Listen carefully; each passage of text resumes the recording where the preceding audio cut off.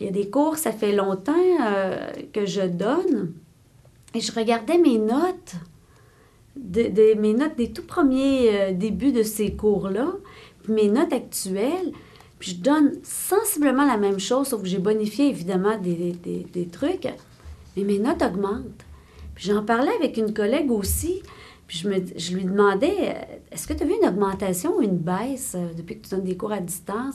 Elle dit non, elle dit moi, c'est en progression. Elle dit là, il faut que je complexifie mes choses. Ben, j'ai dit, je suis rendue là, moi aussi, là, je commence à penser que ça répond bien aux besoins, c'est merveilleux. Alors là, je vais aller un petit peu plus loin avec eux, là. Le premier cours que j'ai donné de cette façon-là, ça s'est bien déroulé. Les résultats ont été tout à fait satisfaisants, je dirais même un peu supérieurs même par rapport à ce qui se donnait auparavant.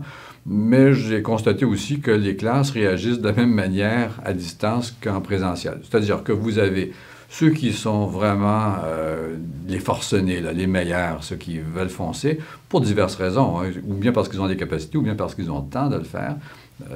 Et puis, la bonne moyenne qui suit le cours, qui fait ce qu'il y a à faire, et puis ceux qui traînent un peu de la patte. Je n'ai jamais eu d'échec dans ces cours-là, quelques abandons, en général, ils le savent au début, mais c'est comme dans les cours en présentiel de ce point de vue-là. Les résultats sont à peu près les mêmes, un petit peu plus faibles à distance, je dirais les notes un petit peu, mais c'est dû à la clientèle plus qu'au mode pédagogique, je pense, ou à la modalité. Là, la clientèle, comme je disais, pour les gens qui sont sur le campus vont venir en classe, puis vont privilégier ça, alors que les gens qui sont à distance, puis ceux qui sont sur le campus, mais qui peut-être moins passionnés par le sujet vont le prendre à distance. Oui, je pense qu'est-ce qu'on peut dire en production laitière, ce qu'on voit, c'est qu'il y a des excellents étudiants à distance qui ont des aussi bonnes notes que ceux en classe.